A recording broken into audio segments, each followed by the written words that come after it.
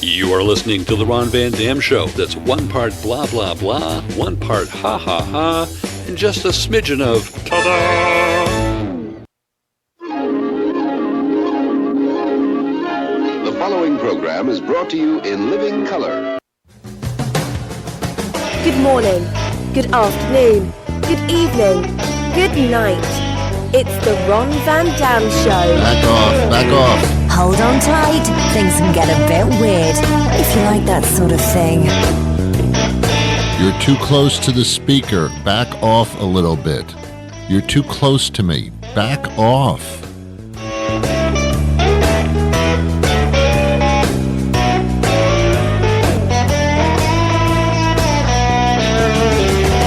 You're invading my personal space with tanks and ammunition. Back off.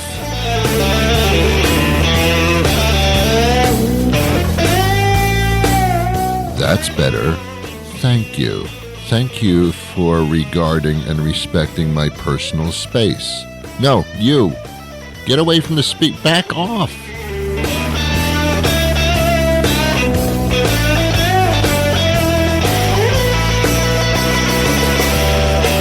Welcome to the program. It is the Ron Van Dam Show. I think you can tell by now it's not this normal kind of podcast radio show kind of thing. It's a guy spouting off about stuff that we all go through, but no one's spouting off about it like this son of a bitch. That's me, by the way.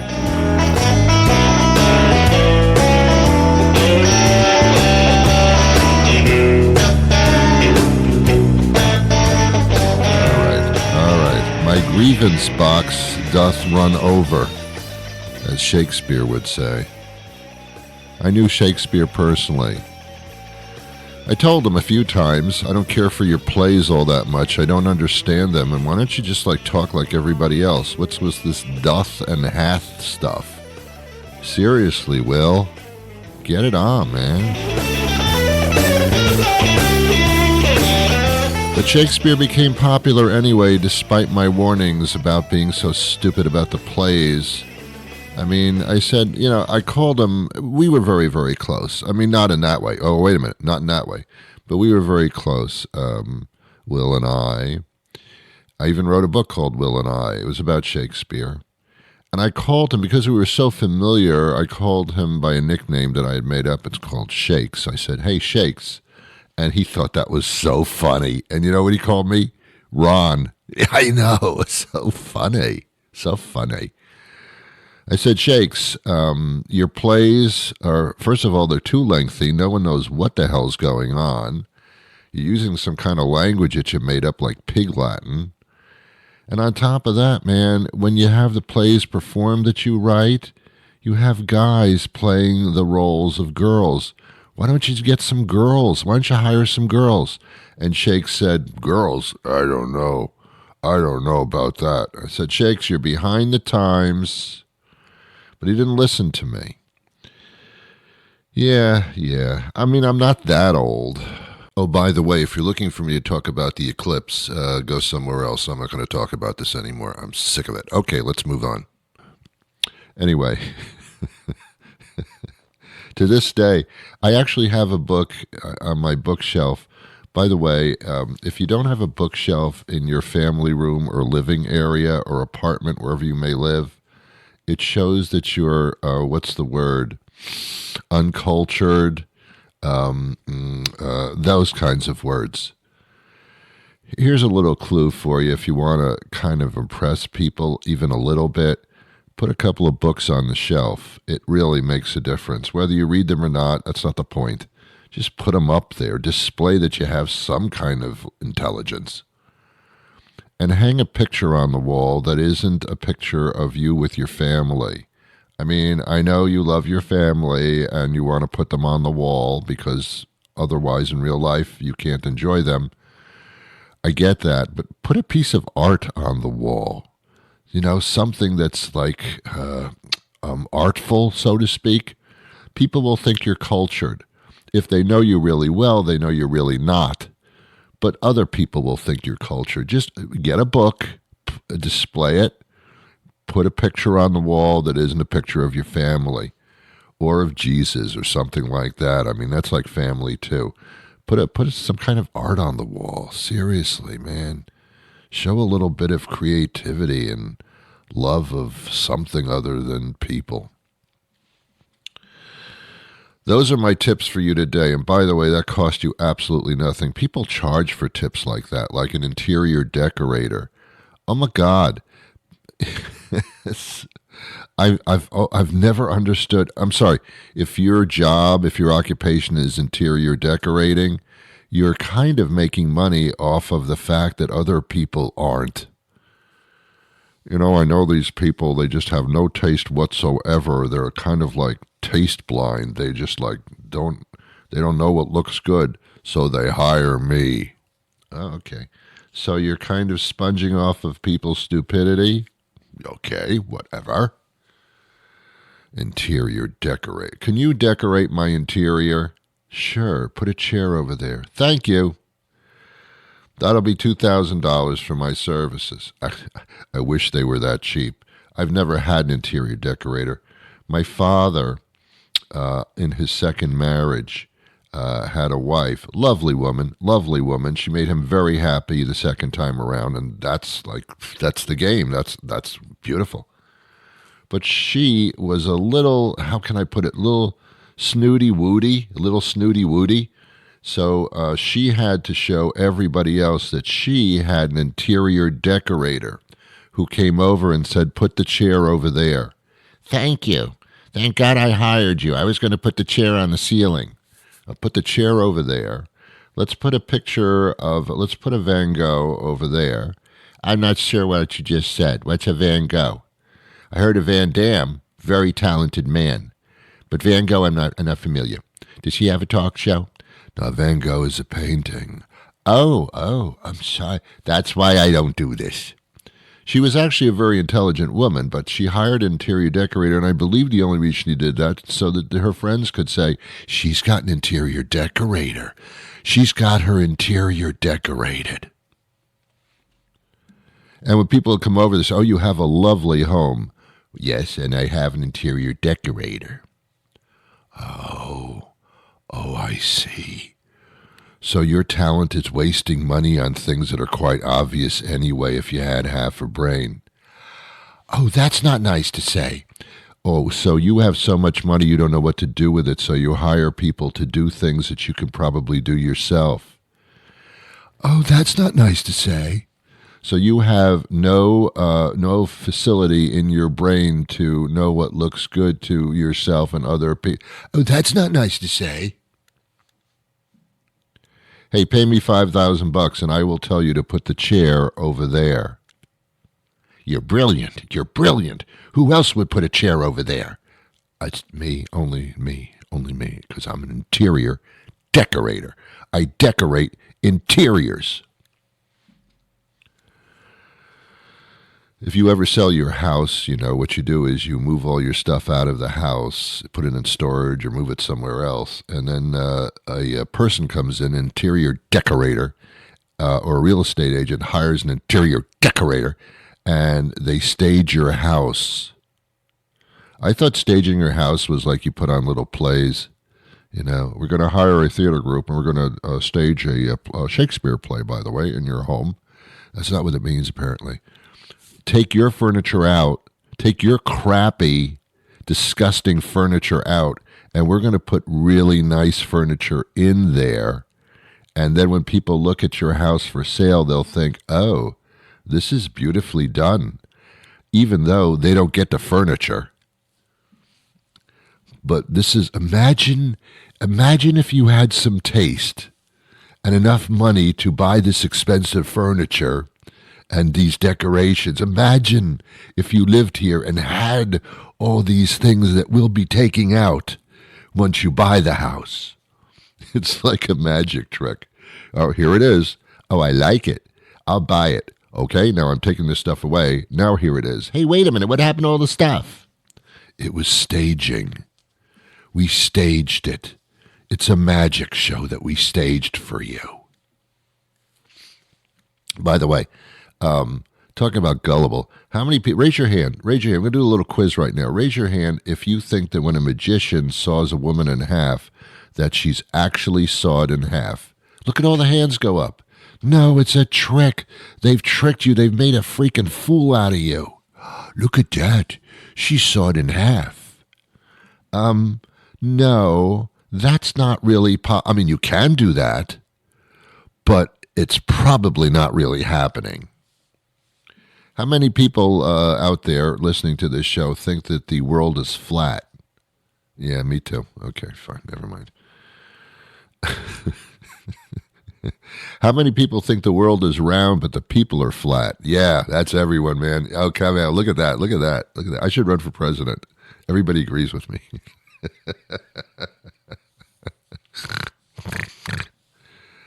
I was watching Jeopardy or something, or maybe Are You Smarter Than a Fifth Grader? I don't know what show it was, some game show. And the question was, at what place on the earth does the sun still appear in the sky at night? And all these people answered Finland, Iceland,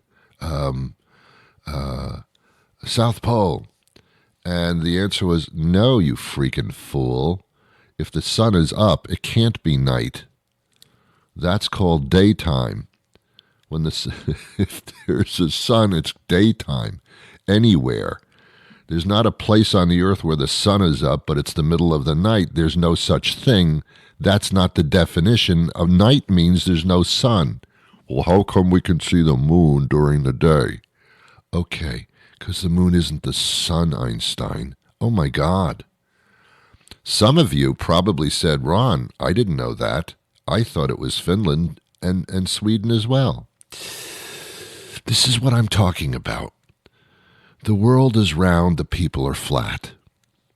I know you knew that. There's an old joke. It's about Polish people. And I don't know why Polish people, the jokes are about how stupid they are, because I know a lot of Polish people, and they're not stupid. I have no idea where that came from. It's just beyond me where that came from.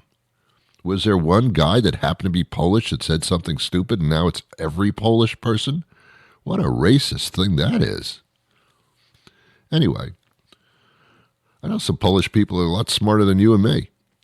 Anyway, the joke was, how did the Polish person travel to the sun and not get burned up? And the answer is they went at night. And if you thought, oh, that's a possibility, that might be how you do it, then you're also stupid. So what I've done here is I've shown you how stupid people are, and then also that Polish people are not really stupid. I don't know. I just don't know. There was the joke, how do you screw in a light bulb? Well, it takes a person to stand on the chair and 5 people to revolve the chair. That's not exactly how the joke went, because it's so stupid I can't even say it properly. Anyway, thanks for showing up today. I guess I'm talking about stupid people. I'm trying to find a theme for this show, and I think it's about stupid people. I think that's what it's about. Stupid people that are so stupid that they don't know where to put a chair in a room, so they have to call an interior decorator. There's also a thing called feng shui. It's very tasty with chili sauce. By the way, why is chili sauce so hot if it's chili? Chili means it's cold. That doesn't make sense, but that's not why I'm here right now. Feng shui, man. I'm not into it, so I speak in a lay person's type of manner always. But I think feng shui is the placement of certain things in order to bring the proper vibe into a room. It's where to place plants in a room, which would be, according to the interior decorator, next to the chair, or to have your desk, if you have a desk in a room, face the door. So people can't. So if your desk is facing away from the door, people can't come through the door and kill you without you knowing it. Feng Shui, man, it's the placement of things for the highest energy of the room. Now my room has energy. I have placed energy into my room. These walls, a door and a window, now have been injected with energy. Oh, God. What are we doing? What are we doing? Unfortunately, it's absolutely true. It is. Do you know that the moon affects the tides in the ocean, which is where tides are usually? I don't know why that is or how that is because I'm not into it, but a fact is that it does. Is that a magic trick? Could be a big one. Do you remember David Copperfield? He was a magician, and he did these huge illusions. And I was watching it on TV way back, decades ago, before you were born, half of you. The other half were born.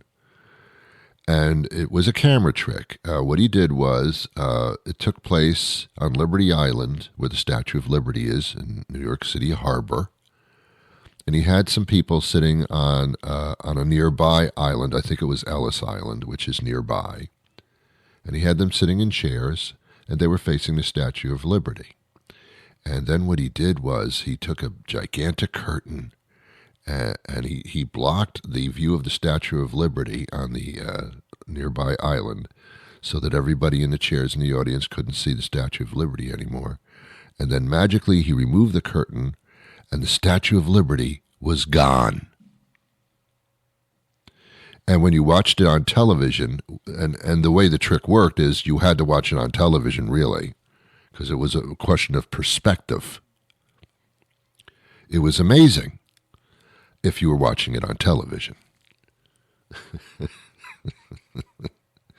But that astounded me. I thought, oh my God, that is the largest illusion in the world. The guy got rid of the Statue of Liberty and wiped it right off the island by putting a curtain in front of it for a couple of seconds. That's incredible. No, actually, it's the basis of many illusion magic tricks. Wow. I have fun sometimes. If you go on YouTube, YouTube isn't good for a lot, but for some things it is fascinating. They had a series on television, I think it was on Fox, again, over a decade ago. And it was the mysterious magician or the something magician that he had his head covered with a hood. You couldn't know who he was.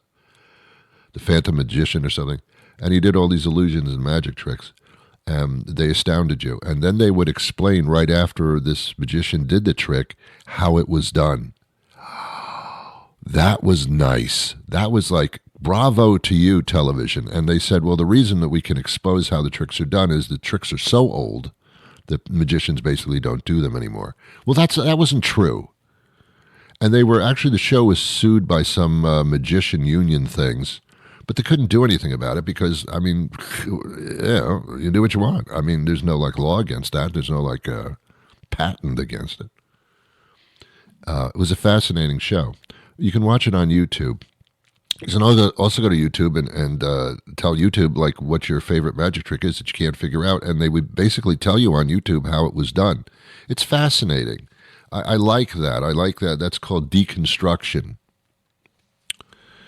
All right, that's enough. I do have a guest coming up momentarily who will also astound you, but not with magic necessarily, only with conversation. As I astound you with conversation, I am a magician of the oral type. Yeah, I know. I know what you're thinking. And it's not true. Well, it could be true. You don't know. You don't even know what I'm talking about. That's the wonderful thing about it. All right. How about this? And then we'll be back with our guest. Gentlemen, you know that when you decide to get engaged, you'll be making one of the most important investments of your life. Think about it. From the moment you get down on bended knee and present the ring, how much you actually love someone will be judged solely on the size of the stone you buy. And not just by the one you love, but by literally everyone she knows. And strangers. At Schlickerscheck the Jewelers, we know that when you're about to cough up what amounts to a few months' rent to obtain the exclusive naming rights to a vagina, you want to be able to be sure that you've made the best choice. So if you've decided it's time to staple gun your man tackle to a single hitching post and to never be able to experience the simple joy of a meaningless hookup without handing over half your stuff, come to Schlickerscheck the Jewelers and see our amazing line of certified, high-quality, shallow female ego strokers. Take it from me, Herbert Schlickerschechter. I'm not just your local jeweler. I've been married 6.5 times. Vegas marriages, boys. Very easy to annul when the shrew goes south on you. And she will. Dan Leonard is Senior Meteorologist at the Weather Company in IBM Business. Thanks for being with us today, Dan. Absolutely. You know, all of a sudden, I don't know why, but within the past maybe 5 years, all of a sudden weather is like the major topic of news. It affects everything. I don't remember growing up weather being such a big thing. It's just something that happened in the sky. Now it's like, wow, we're aware of weather all over the place, and it's a week away we can tell what the weather's going to be like. It's how did this phenomenon start? Have you noticed a change in our interest in weather? Oh, yeah. Well, I mean, I'm a meteorologist, so Yeah. I've been interested in weather my whole life here. But yes, there's been an absolute increase in the amount of attention paid to weather recently. You're right about that. And I think a lot of it has to do with the fact that variability has increased a lot. I mean, look at this year. Up here in the Northeast, we've been a little bit immune to this, but a lot of the country, you have a really warm winter, then suddenly out of nowhere you get this amazing Arctic blast, record cold temps in a lot of the Midwest and South, and now we're right back into the warm pattern. So this is obviously a big topic of conversation for everybody because it's affecting so many people. It's dramatic. And a question I get a lot is, you know, Dan, is this climate change? Yeah. Climate change in action? And honestly, I can't say with 100% certainty, yes, this is climate change, but what I can say is that our warmer climates are causing or more likely to lead to this type of variability. We had it last year. Remember, right around Christmas, we had that big Arctic blast, but warm winter overall.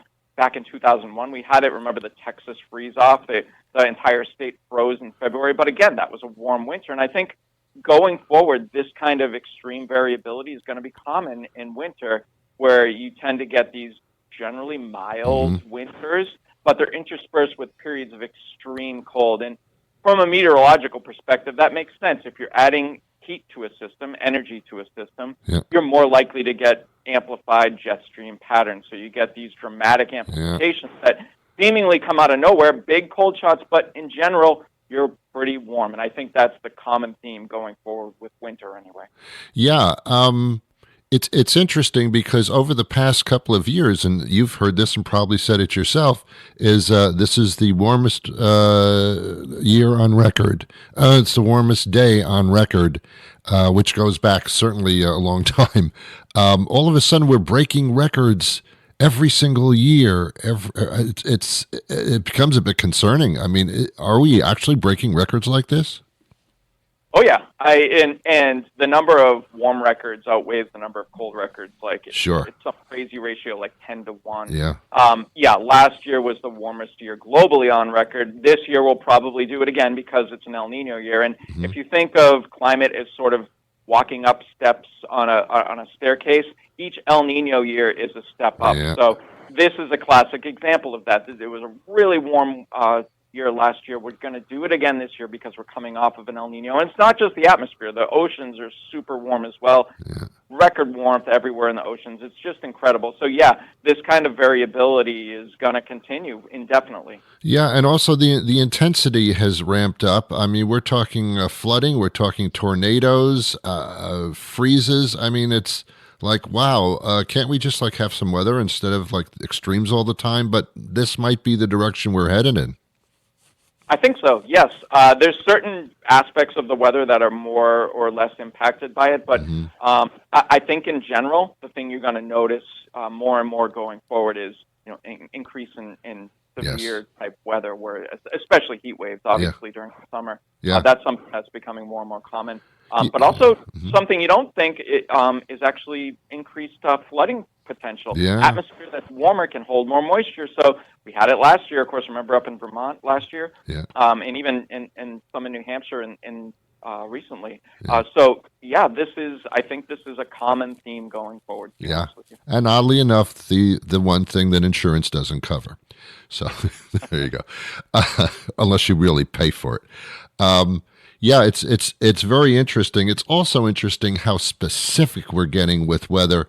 I do remember, again, when I was growing up, when a meteorologist, or they called them weather people at that time, made a prediction. It wasn't right all the time. It was frequently incorrect. Now it's like right on the money, down to the minute. How the hell does that happen? Yeah, well, it's a combination of things. The technology has just improved dramatically over the past 4 years. Do you know that a forecast now at 7 days is the same accuracy as a 4-day forecast was 40 years ago? It's pretty amazing, the leaps and bounds we've come over the years. But, even then, I still get ribbed every now and then. Hey, Dan, you're lucky you still get paid whether you're right or wrong. Some variation of that joke I get all the time. But here's the bottom line. We're more accurate than ever. You're right about that. And it's getting more precise and more right down to the minute, the timing of weather events that we can provide. So, this is a great case where we provide we use the technology, the artificial intelligence, machine learning, and we combine that with a great team of human forecasters, and all of a sudden we got this forecast that's way better than it used to be. Yeah, and actually it's saving lives. I mean, if we know ahead of time what could be happening or probably will happen, that's actually that's our safety, and that's very important, certainly more so than ever. Yeah, absolutely. It's critical to get good weather information, that type of thing. Absolutely. Yeah. And businesses thrive on this too. Bad weather, people don't go out, or whatever the case may be. Or it's this all weather affects everything because we as people are kind of weird, and we just follow this. I mean, if you left your house today, you were affected by weather. It literally affects everything we do, every aspect of our lives, and businesses have to keep that in mind as well. How many times have you heard a company blame their poor quarterly report on unexpected weather events? Well, it's like, we have the technology available. Where was your weather strategy? Why weren't you prepared for this? So I think it's critical going forward. It's not just for consumers. This is for businesses as well. Get good weather information, and you have to be prepared for it. And going forward, it's more and more important than ever. Yeah. Very quickly, Dan, I am against AI, artificial intelligence, because I think that used the wrong way, we're basically destroyed. But used the right way, it can actually improve our lives and, again, keep us safe. So far with weather, AI has been very, very helpful, I believe. Yeah, slippery slope there with AI, obviously. But that's why we combine it also with human forecasters. The AI might give us some insights into, we didn't see that, or that's interesting, interesting aspect of the weather or the forecast that humans weren't able to pick up on. But then at other times, you've seen it with AI and other aspects, ChatGPT, whatever, that comes up with something crazy, and then a human intervenes and says, no, actually, it's this way. So I think it's important there to get a good balance of the technology and the human aspect of forecasting. Yeah, I don't want to get to the point where I have to ask, is this really Dan Leonard, or is it a recording of him that has been created? I don't know. Is it really Dan? So we don't want to go there. Okay. The Weather Company, Weather Channel, is an IBM business indeed, and they have been at the forefront of technology for quite some time. How can businesses, especially businesses, get more information about this? Just go to weatherchannel.com or weather.com, and that's all they need to know. Excellent. Hey, thank you so much for your time today. It's been wonderful. Well, that'll do it for me today. Thank you to my guest, and thank you to you for backing up away from the speaker as I requested at the beginning of the program. I'll be back again tomorrow with a brand new show, program, episode, I should say. I don't know what you call them. But until that time arrives, I wish you peace.